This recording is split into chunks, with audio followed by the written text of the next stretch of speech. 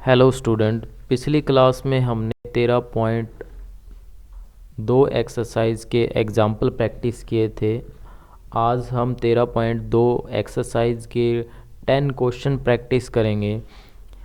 तो question number first आप देखिए क्या कह रहा है। If probability of A equal to 3/5, probability of B 1/5, then find the probability of A intersection B. यहाँ पे एक कंडीशन दे रखी है, A and B are independent event. जब भी इंडिपेंडेंट इवेंट दे रखी होती है, इसका मतलब होता है probability of A intersection B equal to probability of A into probability of B. तो यहाँ पे ए की प्रोबेबिलिटी हमें दे रखी है 3/5 और बी की प्रोबेबिलिटी 1/5। तो इंटरसेक्शन की प्रोबेबिलिटी हो जाएगा 3/25। इस तरह हम इस क्वेश्चन को सोल्व करेंगे। इसी तरह से हम नेक्स्ट क्वेश्चन को देखेंगे। नेक्स्ट क्वेश्चन में आपको क्या दे रखा है। क्वेश्चन नेक्स्ट में आप देखिए, 2 cards are draw at random. आपको 2 कार्ड निकालने हैं रैंडमली। विदाउट रिप्लेसमेंट है। विदाउट रिप्लेसमेंट का मतलब है जब हम एक कार्ड निकालेंगे तो दूसरा कार्ड की जो प्रोबेबिलिटी निकलेगी वो उस कार्ड के बिना ही निकलेगी। मतलब वो कार्ड निकालने के बाद वापस से उसमें नहीं रखेंगे हम। टोटल नंबर ऑफ कार्ड यहाँ पे 52 कार्ड्स है। Find the probability that the both the card are black. Both card क्या हो, यहाँ पे ब्लैक कार्ड हो, तो इसकी क्या प्रोबेबिलिटी होगी ये यहाँ पे पूछ रहे हैं। तो आपको पता है कि यहाँ पे नंबर ऑफ कार्ड कितने ड्रा करने हैं, 2 कार्ड यहाँ ड्रा करने हैं। तो जो फर्स्ट कार्ड होगा वो ब्लैक कार्ड होगा, उसकी प्रोबेबिलिटी आप देखोगे तो total number of black card कितने होते हैं। Total number of black card 26 होते हैं। तो फर्स्ट ब्लैक कार्ड की अगर प्रोबेबिलिटी निकालोगे तो 26/52 हो जाएगी। अगर इसको कैंसिल करेंगे तो 1/2। फिर हमें नेक्स्ट ब्लैक कार्ड ही निकालना है। B2 का मतलब next black card upon B1। यहाँ पे विद आउट रिप्लेसमेंट है। इसका मतलब है जो हमने एक ब्लैक कार्ड यहाँ निकाला है वो वापस से पुट नहीं किया है। तो अब टोटल ब्लैक कार्ड यहाँ पे कितने हो गए हैं, 25। और टोटल नंबर ऑफ कार्ड यहाँ कितने हो गए हैं, 51। तो यहाँ पे आप मल्टीप्लिकेशन थ्योरम लगाओगे first black card and second black card, तो आपके पास क्या हो जाएगा, probability of B1, probability of second black card.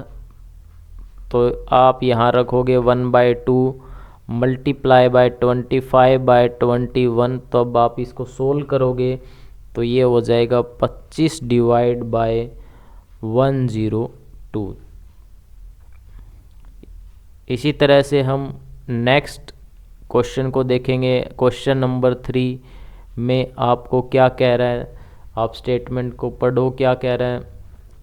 A box of orange, एक बॉक्स है जिसके अंदर ऑरेंज है, is inspected bye examining 3 randomly selected orange. यहाँ पे 3 ऑरेंज हमें रैंडमली सिलेक्ट करने हैं।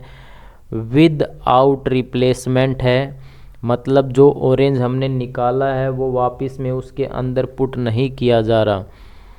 If all the 3 orange are good, अगर ये तीनों के तीनों ऑरेंज अगर गुड है, the box is approved for sales.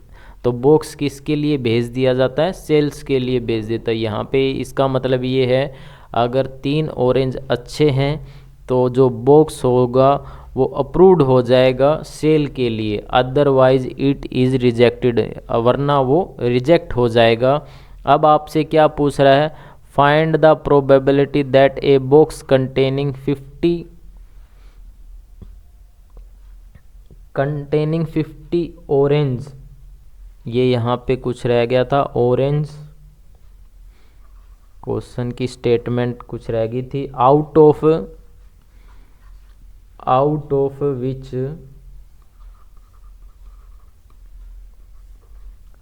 12 are goods, जिसमें 12 ऑरेंज अच्छे हैं, एंड 3 आर बैड, जिसमें 3 ऑरेंज आपके क्या हैं, बैड है। तो अगर आप यहाँ सैंपल स्पेस देखोगे तो 12 यहाँ अच्छे ऑरेंज है, 3 यहाँ ख़राब ऑरेंज है, तो टोटल नंबर ऑफ ऑरेंज कितने हैं, 15 हैं।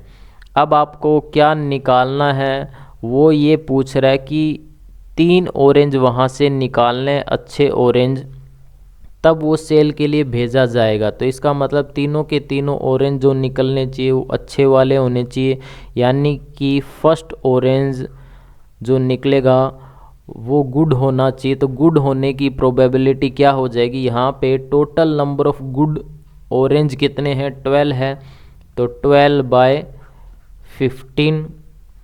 इसी तरह से फिर सेकंड ऑरेंज निकालना है, वो भी गुड होना चाहिए। तो अब total number of good orange यहाँ कितने हो गए, 11/14। इसी तरह से थर्ड ऑरेंज भी गुड होना चाहिए, तो अब कितने हो जाएगा, 10/13। तो टोटल प्रोबेबिलिटी जब आप निकालोगे O1 O2 O3, O का मतलब ऑरेंज से लिया यहाँ पे, 1 का मतलब first orange, second orange, third orange, तो यहाँ पे मल्टीप्लिकेशन थ्योरम का यूज़ करेंगे।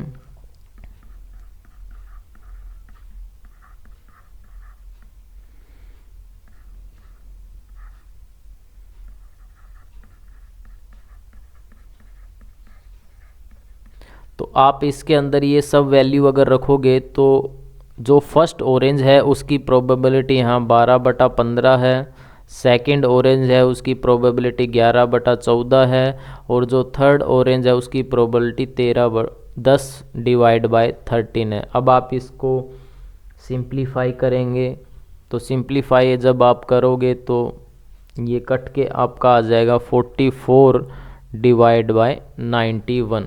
आई होप आपको ये क्वेश्चन समझ आ गया होगा। अब नेक्स्ट क्वेश्चन देखेंगे, जो क्वेश्चन नंबर 4 है, उसमें क्या सैंपल स्पेस दिया हुआ और क्या हमें निकालना है। देखो क्या है, a fair coin and unbiased dies are toss. इसमें कहा है कि एक फेयर कोइन है और एक डाई है, उसको टॉस किया गया है। तो अगर आप सैंपल स्पेस बनाओगे तो क्या बनेगा, देखो कोइन को अगर टॉस करते हैं तो हेड आता है, टेल आता है। तो फर्स्ट कोइन हमें करना है, तो हेड 1 हो जाएगा, हेड 2 हो जाएगा, हेड 3, हेड 4, हेड 5, हेड 6। इसी तरह से tail 1, tail 2, tail 3, tail 4, tail 5 and tail 6। ये आपके पास सैंपल स्पेस बनेगा। अब आप इवेंट ए देखो क्या है, let A B the event head appear on the coin. जो इवेंट ए है उसमें कह रहा है कि हेड कोइन पे आना चाहिए। तो सैंपल्स इवेंट ए में कौन से एलिमेंट आएंगे, हेड 1 आ जाएगा, हेड 2 आ जाएगा, हेड 3, हेड 4, हेड 5, हेड 6 आपका ये ए में आएगा। बी इवेंट आपकी क्या होगी, B the event 3 on the die, die के ऊपर 3 होना चाहिए। तो जो बी है आपका उसमें सिर्फ 2 ही एलिमेंट आएंगे, हेड 3 और टेल 3।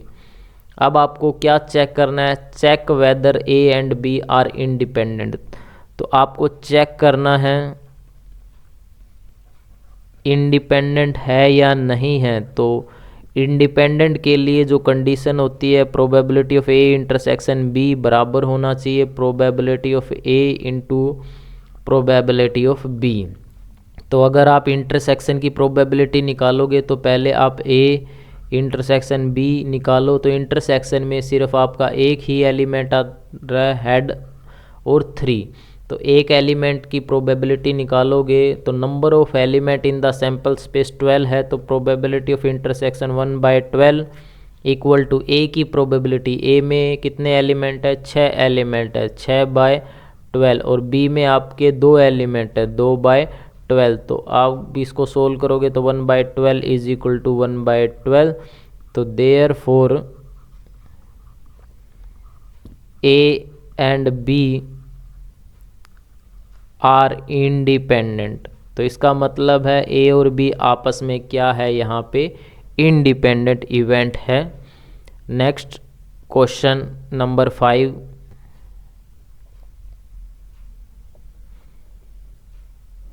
क्या कहा है क्वेश्चन नंबर 5 में, सैंपल स्पेस आप बनाओ, ए डाई मार्क्ड 1 2 3 इन रेड। इसने कहा है एक डाई है जिसके ऊपर 1 2 3 को मार्क किया गया है रेड से, 4 5 and 6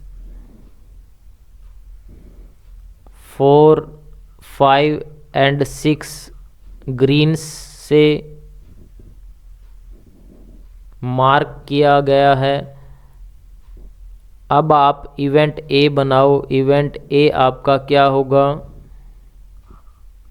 A event, let A B the event the number is even. A event क्या है, जो नंबर इवन शो कर रहे हैं, तो 2 4 एंड 6 आ जाएगा। बी इवेंट आपका क्या है, B the event the number is red, जो रेड में है, तो रेड में 1 2 3 है। Are A and B are independent, ये आपको दिखाना है क्या A and B are independent है या नहीं है। तो आपको क्या शो करना है, probability of A intersection B equal to probability of A into probability of B.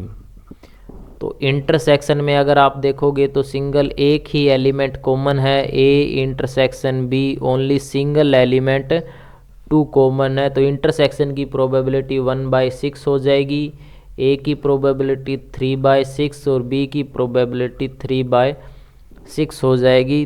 तो अगर आप इसको सोल्व करोगे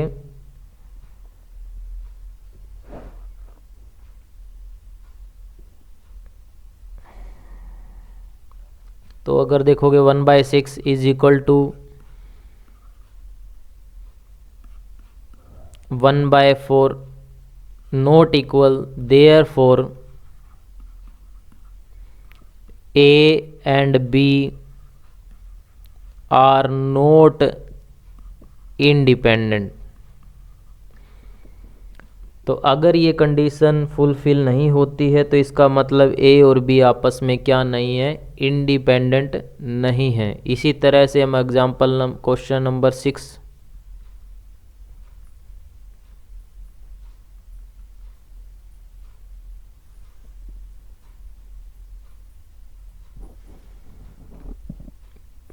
क्वेश्चन नंबर 6 का सॉल्यूशन क्या होगा,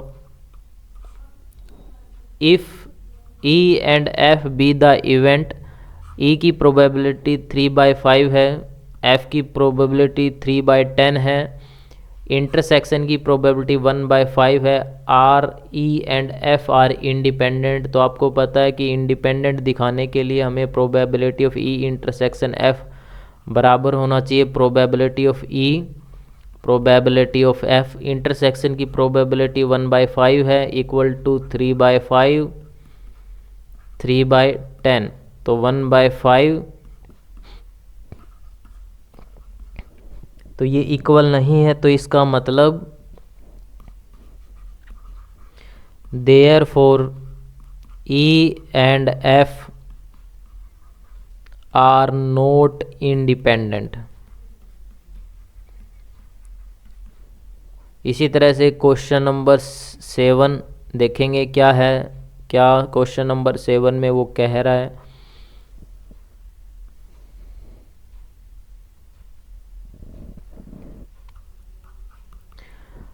given that the event A and B are such that probability of A 1/2, probability of A union B equal to 3/5 और probability of B equal to P. आपको दो क्वेश्चन यहाँ दिए हुए हैं म्यूचुअली एक्सक्लूसिव। म्यूचुअली एक्सक्लूसिव का मतलब होता है कि probability of A intersection B equal to 0 होना। आपको पता है probability of A intersection B को हम लिख सकते हैं probability of A plus probability of B minus probability of A union B equal to 0। A की प्रोबेबिलिटी आपको दे रखी है 1/2, बी की प्रोबेबिलिटी आपको दे रखी है पी, यूनियन की प्रोबेबिलिटी आपको दे रखी है 3/5। अब इसको सोल्व करेंगे तो p इक्वल टू 3/5 माइनस 1/2, तो p इक्वल टू हो गया 10, 6 माइनस 5 इक्वल टू 1/10। तो ये आपका फर्स्ट पार्ट है। सेकंड पार्ट में आपको क्या कंडीशन कह रहा है कि इंडिपेंडेंट है, जो इवेंट है वो आपस में क्या है, इंडिपेंडेंट है। तो इंडिपेंडेंट की कंडीशन होती है probability of A intersection B equal to probability of A into probability of B. तो इंटरसेक्शन को हम लिख सकते हैं probability of A plus B minus probability of A union B equal to probability of A into probability of B. अब जो value आपको पता है वो सब यहाँ रख देंगे। तो 1/2 बी पी है, यूनियन आपका 3/5 है, ए की वैल्यू 1/2 इंटू पी। तो इसको सोल्व करेंगे 1/2 minus 3/5 is equal to 1/2 minus का p। तो सोल्व करोगे यहाँ 10 एलसीएम हो जाएगा, -1 इक्वल टू -1/2 p। तो यहाँ से p इक्वल टू आ जाएगा 1/5। तो ये इसका फाइनल आंसर होगा इस क्वेश्चन का।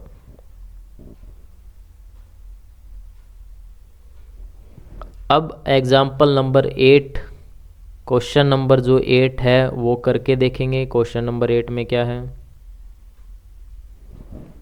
यहाँ पे आपको 4 क्वेश्चन निकालने हैं।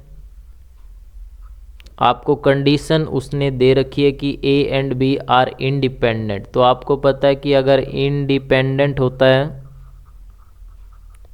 तो उसका मतलब होता है probability of A intersection B equal to probability of A into probability of B. तो ए की प्रोबेबिलिटी 0.3 है, बी की 0.4 है,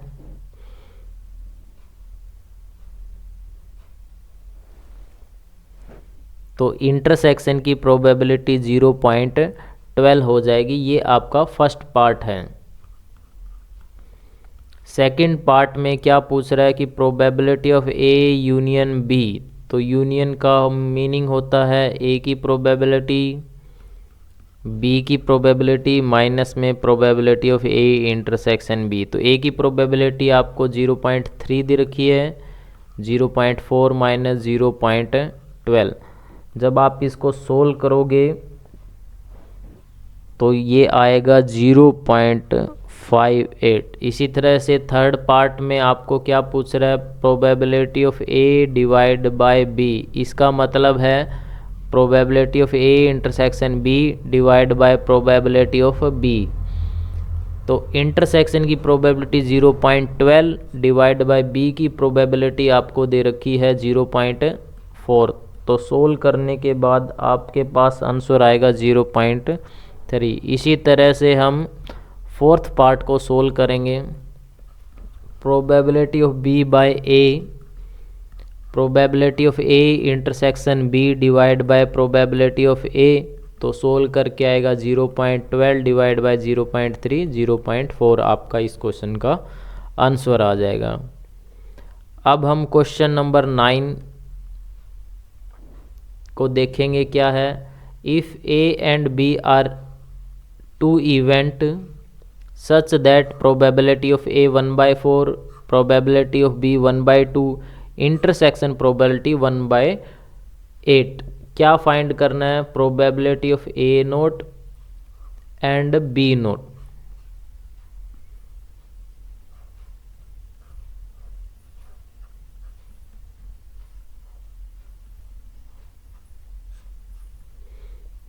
हमारे पास एक डी मॉर्गन्स लॉ होता है।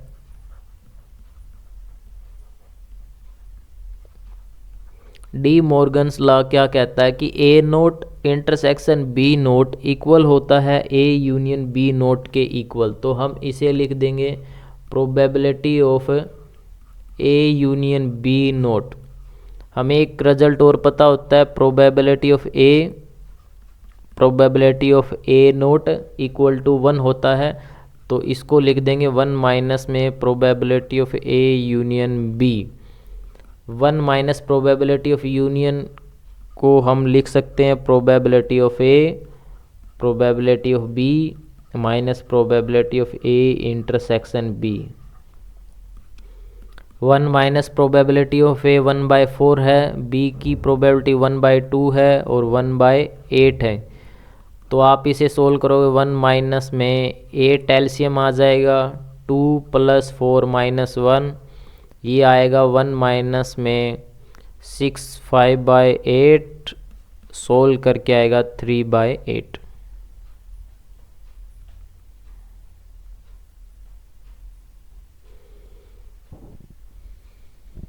एग्जाम्पल नंबर 10 के सॉल्यूशन को देखो। ए की प्रोबेबिलिटी गिवन है, बी की प्रोबेबिलिटी गिवन है और यहाँ probability of A not union B not आपको दे रखा है 1/4। तो हमें गिवन है A not union probability of B not equal to 1/4। इसको लिख सकते हैं probability of A intersection B whole not equal to 1/4 by De Morgan's law. इसको लिख सकते हैं probability of A intersection B 1/4। तो 1 minus 1/4 equal to probability of A intersection B. तो यहाँ से probability of A intersection B आपके पास आता है 3/4। अब आपको क्या करना है, चेक करना है ए और बी आर इंडिपेंडेंट है या नहीं। तो आपको दिखाना है probability of A intersection B equal to है या नहीं probability of A into probability of B.